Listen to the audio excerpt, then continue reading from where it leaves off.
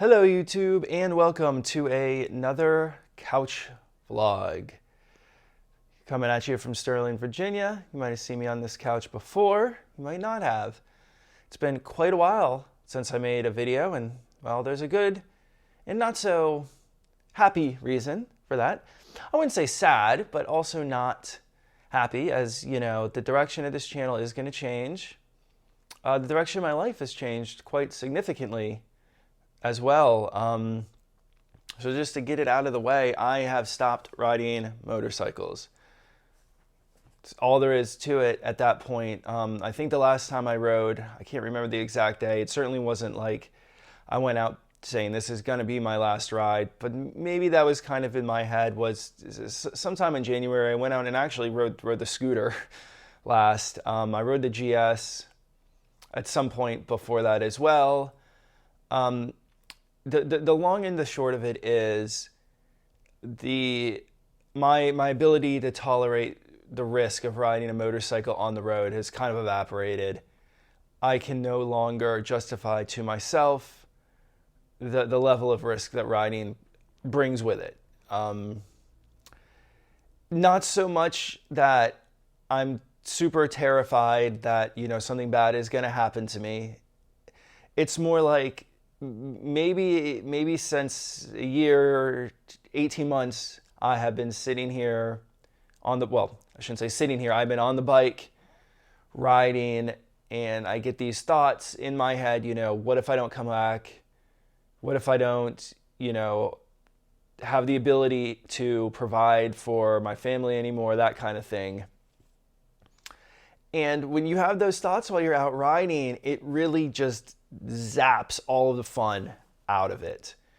Instead of going out there, enjoying yourself, maybe on a nice solo ride or having a great time with your friends, you know, you're sitting there, you know, really just struggling to have a good time because you're worried about every little thing. You're worried about making it home. And this is something that's been growing on me more and more, you know, the past few years, as my life situation has changed, which I honestly don't want to go into in YouTube too deeply. So yeah, I mean, that's really it. Anyone who's watching, you know, you can probably turn off now. Maybe I'll keep talking.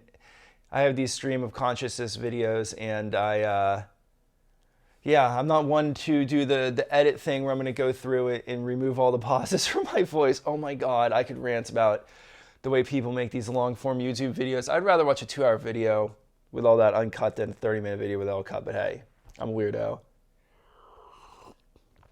Yeah, coffee. I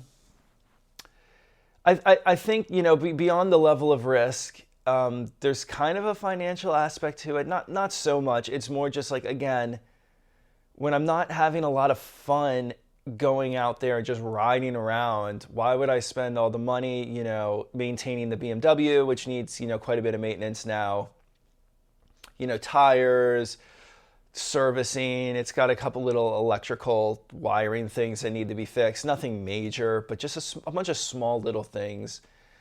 The scooter's running great, nothing wrong with that, but maintaining the insurance, the taxes, all that stuff for me, just to go out and ride and feel worried that I'm not going to make it home, it's just hard for me to bear. I don't think that my lifelong journey for riding is over. At least I really hope not.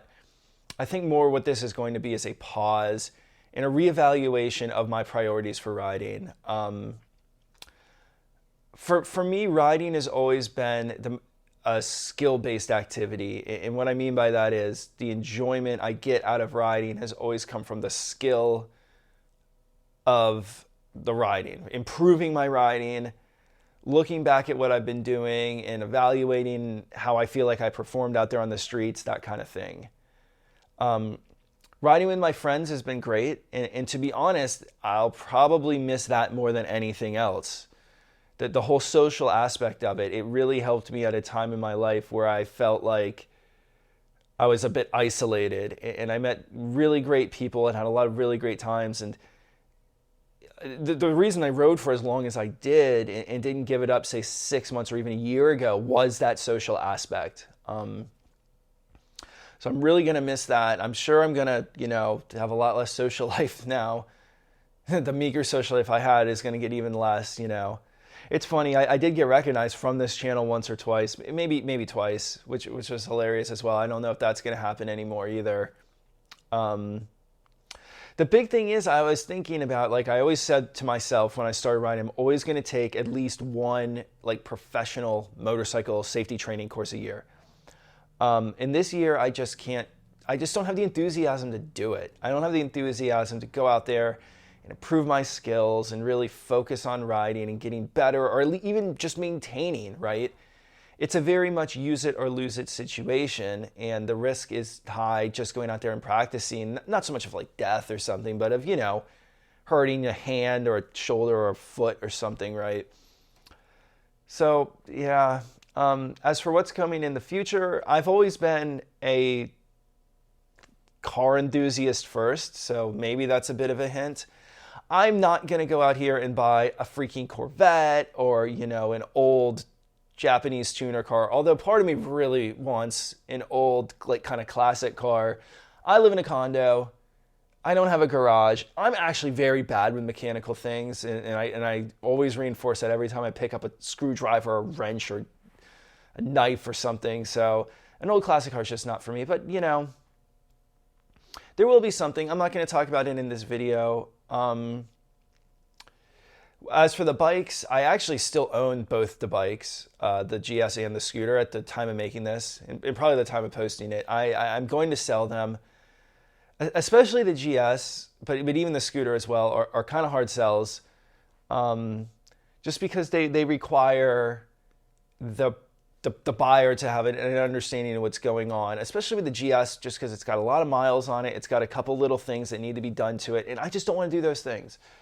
So I think the GS is going to get let go for a very solid price to whomever gets it. I'm definitely going with my friends first, people I know, see if one of them wants to pick it up for kind of a steal. I won't call it a steal, but like a fair price, considering the money and the time they're going to have to put into it to make it a very high quality bike again. The scooter too, I'm willing to let that go for a steal. I doubt anyone I know is going to be interested in that. But regardless, I don't know if I have much more to say. My whole mantra that I used to always say at the end of any video I talked in, at least, was think about your riding. And I've been thinking about it too damn much over the past year. And the thought I always come back to is I'm just not getting what I want to out of the riding. It really had become something for me that was purely social.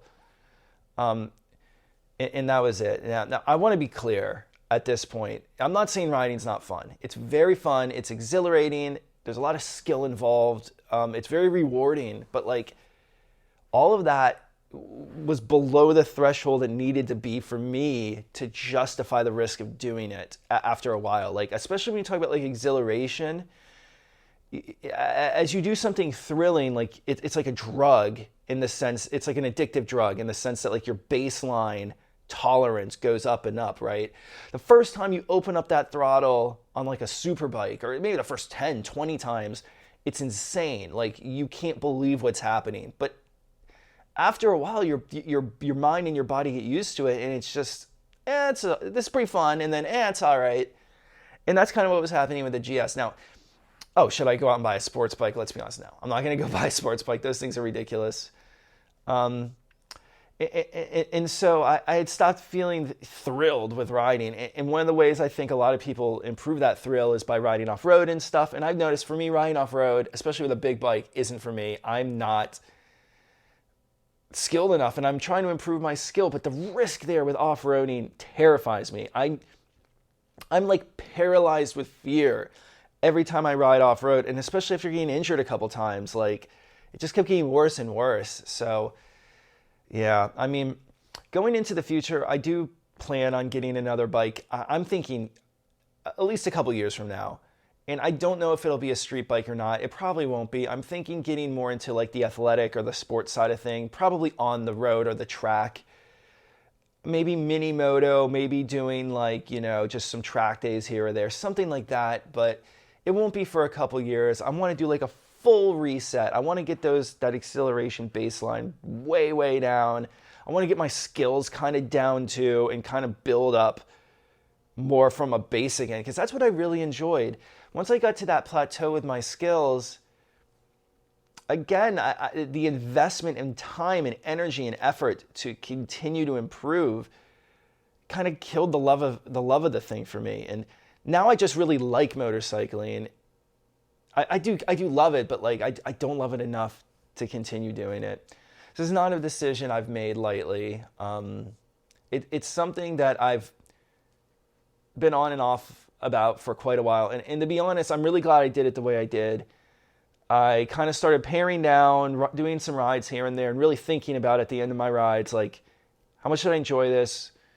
If I'd stopped doing this, how bad would I feel in my life? Would I feel like there's some void in my life or something like that? And I really realized, no. I mean, motorcycling fills, a niche in my life, but I can fill it with other activities. Really what I love most, beyond, again, the skill-based aspect of riding, which I can replace with other activities, is being outdoors. And one thing I think maybe you can see in me, just the way I look, is I have been spending time outdoors for sure, right? I'm kind of tan, even though I've been riding, right? And I've lost a shitload of weight, 100 plus pounds from some of these videos you've seen me in. And I go outside all the time, and yeah, I'm not getting the wind blowing across me at, 1,000,000 miles an hour, but I didn't love that part. Actually, all that wind noise drives me freaking crazy on the bike. And say what you will, make fun of me for that. That's okay. But like, yeah, I like getting out there, maybe walking, running. I want to bicycle a little bit, but I don't know. I feel like that kind of makes me miss riding a little bit. But yeah, I'm going to be filling the hole in my heart, so to speak, of riding with other things. It will fully replace it? No. I mean, come on. Nothing can replace the performance of a motorcycle. Nothing can replace just being so exposed out there on the road with all those cars, having so much control over the vehicle. And like, right, with a car, you got the steering wheel and you got the pedals, and that's essentially all you have for the, maybe some electronics or a handbrake. But with the bike, you have the body position, and you can, I'm going to miss that. But at the same time, I'm not going to miss the time sink, the money sink, the fact that I'm not good with mechanics, and I've never seemed to be able to really improve at that. Having a bunch of vehicles, I'm not going to miss that. I'm going to be great going down to 2 cars, essentially. And yeah, I mean, there is going to be more on this channel, I promise. I'm going to make videos. Unfortunately, they are going to be car videos. So hit that unsubscribe button, close that bell, uncheck the bell, guys. And I don't have a mantra. That's it.